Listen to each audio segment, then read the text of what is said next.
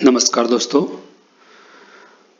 आज शाला दर्पण से संबंधित कुछ अपडेट्स है वो लेकर आया हूँ। जैसे ही सत्र प्रारंभ होता है तो कुछ 5-7 ऐसे अपडेट है जो सभी विद्यालयों को शीघ्र कर लेना चाहिए और सत्र प्रारंभ की स्थिति में ये अनिवार्य है चीज़। मोटे रूप में आपको प्रत्येक के बारे में बता देता हूँ। सबसे पहला है कि जो एडमिशन होता है उस एडमिशन में जो पुराने विद्यार्थी है वो चलते रहते हैं, लेकिन जब नए विद्यार्थी आते हैं तो उनका एडमिशन कर देते हैं, कंफर्मेशन कर देते हैं और उसके बाद में उसको छोड़ देते हैं। तो उस चीज़ पर ये ध्यान दें कि जो विद्यार्थी टैब में है उसमें प्रपत्र जो 9 है वो चेक कर लें कि किसी विद्यार्थी का जैसे वर्तमान जो सत्र है उसमें अगर हम देखें तो कक्षा 1 में नए बालक आते हैं, अन्य कक्षाओं में भी नए बालक आते हैं।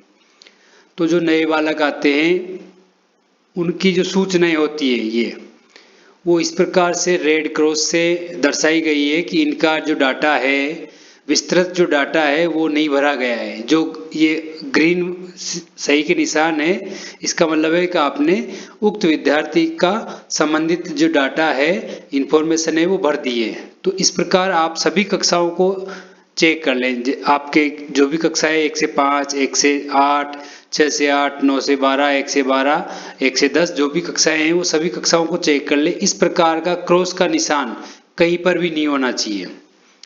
जो पूर्व का विद्यार्थी है उसका डाटा पहले फीड कर रखा है तो समस्या नहीं है। नए आने वालों की है, चाहे वो टीसी से आया हो या अन्य से। अगर टीसी से आने वाला विद्यार्थी पहले से अपडेट है तो यहाँ अपडेट से हो जाएगा, अन्यथा उसके भी रेड वाला जो क्रॉस है वो लगेगा। और जैसे ही ये रेड वाला क्रॉस आता है उसके लिए आप यहाँ रजिस्टर में जाकर उससे संबंधित प्रत्येक चीज फिल कर दे, ये हटता चला जाएगा सभी विद्यार्थियों का। तो पहला अपडेट है कि आप फॉर्म नंबर जो 9 है वो सभी के कंप्लीट कर लें। ये कैसे कंप्लीट करने हैं आप खोल के देख लीजिए। दूसरा है कि जिन विद्यालयों में कक्षा 10 और 12 है या 8 भी है और बोर्ड की परीक्षा हुई है तो उनका जो रिजल्ट है वो बाद में आता है। अक्सर राज्य सरकार द्वारा सभी बच्चों को क्रमोन्नत कर दिया जाता है, लेकिन कुछ कक्षाएं ऐसी है जो बोर्ड की है उनको क्रमोन्नत नहीं किया जाता है क्योंकि उनका जो परिणाम है वो पेंडिंग रहता है। तो परिणाम आने के बाद उनको क्रमोन्नत विद्यालय द्वारा ही किया जाएगा। तो उसके लिए क्या करेंगे, विद्यार्थी टैब में जाएंगे आप और रिजल्ट और प्रमोशन में जाएंगे। रिजल्ट और प्रमोशन में जाने के बाद आप देखेंगे कि क्रमोन्नत करने हैं तो अभी जो बीता हुआ सत्र है उसमें जाएंगे। और जैसे 10वीं बोर्ड है, अब 10वीं बोर्ड का रिजल्ट बाद में आया है तो उसकी जो क्रमोन्नति का कार्य है वो हमें करना पड़ेगा। राज्य सरकार ने 1 से 8, 9 और 11 को डायरेक्ट क्रमोन्नत कर दिया, 10 और 12 को छोड़ दिया। यहाँ पर मैंने पहले से क्रमोन्नत कर दिया है। आप जब इसको खोलोगे तो यहाँ पर परसेंटेज मार्क्स की जगह खाली, ये भी खाली रहेगा और यहाँ जो प्रमोटेड क्लास है वो 11 नहीं रहेगी, क्योंकि जैसे ही आप यहाँ अंक डालकर यहाँ जो ये पास है, ग्रेस, फेल से, सप्लीमेंट्री से रिजल्ट जो भी है, एब्सेंट है वो डालेंगे तो जैसे ही इसको सेव करेंगे यहाँ आगे आ जाएगा।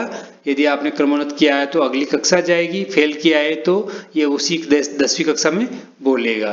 तो इस तरह से आप सभी बच्चों के प्रत्येक के परसेंटेज डालकर उसको पास या क्वालिफाइड फॉर नेक्स्ट क्लास के लिए कर सकते हैं। इनको जैसे आप करोगे तो ये जो बच्चे हैं अगली कक्षा में बोलेंगे। अगर आप यहाँ क्रमोन्नत नहीं करोगे तो आपकी जो जैसे 10वीं के बच्चे हैं और कक्षा 11 आप वर्तमान में चले जाएंगे तो कक्षा 11 में इनकी जो संख्या है वो दिखाई नहीं देगी। वहाँ पर जो आपका नामांकन है वो 0 आ रहा होगा। तो इसको अपडेट कर ले ताकि आपकी कक्षा 11 का नामांकन भी व्यवस्थित हो जाए। दूसरा काम भी हो गया।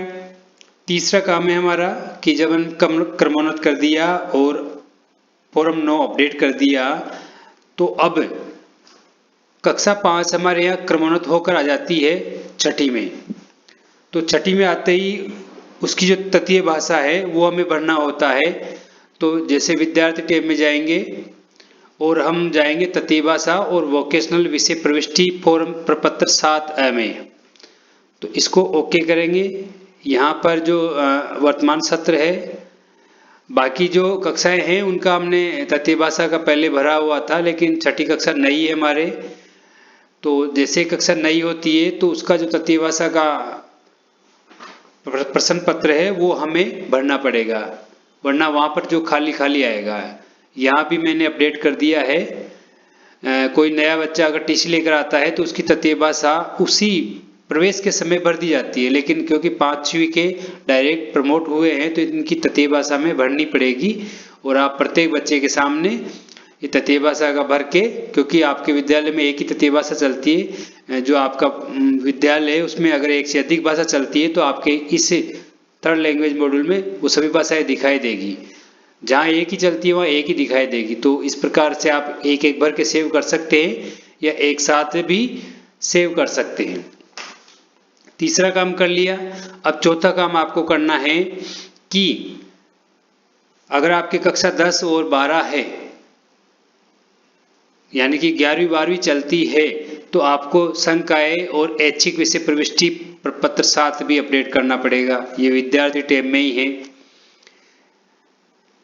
अगर आपके 11वीं में नामांकन शून्य है तो यहाँ क्लिक करके सबमिट कर दें। और 11वीं में अगर कुछ बच्चे हैं, चाहे एक हो या एक से अधिक हो, तो उनके जो ऐच्छिक सब्जेक्ट है, क्योंकि 12वीं के भरे हुए होंगे, वो पिछले साल 11वीं में थी तो आपने भरे होंगे, लेकिन जो कक्षा 11 अर्थात 10वीं 11वीं में आई है तो उनके लिए खाली है। देखिए यहाँ पर सारे जो प्रपत्र है, पेपर है, वो खाली है।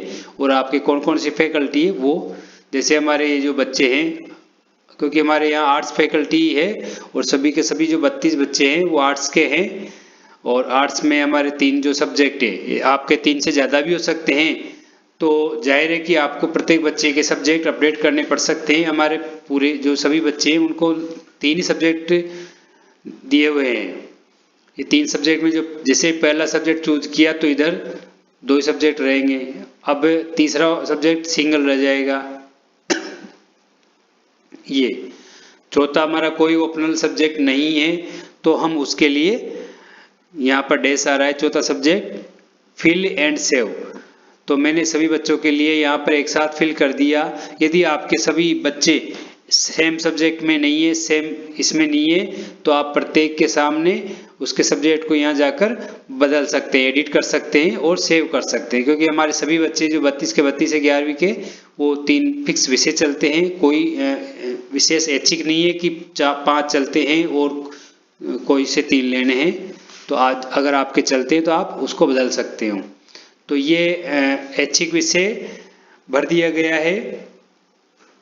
अब इसके साथ ही आप चलेंगे कि जो क्लास टीचर मैपिंग है उसमें, क्योंकि कक्षा 10 है वो उसके कक्षा अध्यापक मैपिंग नहीं हो रखी होगी, क्योंकि वो कक्षा ही नहीं थी उसमें। तो कक्षा अध्यापक की मैपिंग भी आप कर दें। हमारे यहाँ 10वीं में नहीं है, क्योंकि अभी 2 दिन पहले हमने उनको रिलीव किया है, तो यहाँ क्लास टीचर है वो नहीं है। अब जैसे नया बनाया जाएगा उसको भरेंगे। बाकी यहाँ पर क्लास टीचर मैपिंग मैंने कर दी थी, जैसे उनको क्रमोन्नत किया था उसके बाद में मैंने उनको भर दिया था। तो आप यहाँ से कर दें और सेव कर दें। इसके बाद अगला कार्य है विषयाध्यापक मैपिंग। तो ये जो परीक्षा परिणाम है उसमें जाकर भरेंगे आप। ये परीक्षा परिणाम प्रविष्टियां है, उसमें देखिए विषयाध्यापक मैपिंग लास्ट में सेकंड जो टैब है वो दे रखी है। आप जो विषयाध्यापक भरेंगे वर्तमान का सेशन भर दीजिए, कौन सी क्लास का भर रहे हैं वो भर दीजिए। जैसे अगर आपने सभी कक्षाओं का नहीं भरा है तो सबका भरेंगे, क्योंकि हर वर्ष जैसे ही कक्षा क्रमोन्नत होती है तो उनके विषयाध्यापक अपने आप स्वतः खाली हो जाते हैं। यहाँ पर कक्षा 11 भर रखी है, आप दूसरी क्लास भी देख सकते हैं। तो दूसरी क्लास रिक्त हो सकती है, जैसे मान लो कि कक्षा 10 है और ये इसकी जो मैपिंग देखेंगे तो जो विषयाध्यापक की वो खाली पड़ी है। आप यहाँ से विषयाध्यापक भर सकते हैं और भर के सेव कर दें। अगला है आपका कि विषयाध्यापक और संस्था प्रधान अर्थात विद्यालय का जो परीक्षा परिणाम है उसको अपडेट करना। प्रत्येक वर्ष आपको स्टाफ रिजल्ट और स्कूल रिजल्ट भरना है। वो कहाँ भरना है? स्टाफ रिजल्ट की टैब में। परीक्षा परिणाम की जो टैब है उसमें लास्ट में है स्टाफ रिजल्ट के नाम से, जहाँ दो चीजें हैं, स्कूल रिजल्ट और कार्मिक रिजल्ट। स्कूल रिजल्ट में टोटल रिजल्ट भरना है, अर्थात कौन किस कक्षा में कितने बच्चे थे और कितने पास हुए, फर्स्ट सेकंड थर्ड जो भी है, परीक्षा परिणाम क्या रहा, और कार्मिक का विषयवार रिजल्ट भरना है। तो ये जो सभी चीजें हैं आपको प्रत्येक वर्ष अपडेट करनी होती है। इसलिए इस वर्ष की अगर आपने अभी तक अपडेट नहीं की है तो उसको शीघ्र अपडेट कर दें, ताकि इनसे संबंधित आने वाली जो असुविधाएं हैं उनसे बचा जा सके और आपका जो कार्य है वो चलता रहे। इसके अलावा और भी चीजें हैं बहुत सारी, आप चाहें तो देख सकते हैं कि जैसे प्रवेश का कार्य पूरा हो जाए तो इनके रोल नंबर अलॉट करना सभी कक्षाओं के। उसके अलावा जो विद्यालय टैब है उसमें देख लें कि आप इंफ्रास्ट्रक्चर जो प्रपत्र है उसको अपडेट कर लें, विद्यालय प्रोफाइल को अपडेट कर लें, और यदि कोई निस्तारण योग्य सामग्री है तो उसको अपडेट कर लें। इन चीज़ों को अपडेट कर सकते हैं। इसके अलावा आप ये भी देख सकते हैं कि जो आपका डैशबोर्ड है, जब हम विद्यालय डैशबोर्ड में जाते हैं तो वहाँ पर हमें बहुत सारी चीज़ें दिखाई देती है। सबसे पहला है वर्क प्रोग्रेस। आप यहाँ वर्क प्रोग्रेस में बहुत सारी चीज़ें देख सकते हो। पूर्व में भी मैंने ये चीज़ बताई थी कि यहाँ से क्या देख सकते हैं, तीन चीज़ें हैं। पहला है स्कूल वर्क प्रोग्रेस। हालांकि इन चीज़ों को अपडेशन समय पर नहीं मिलता है, फिर भी आप देख सकते हैं।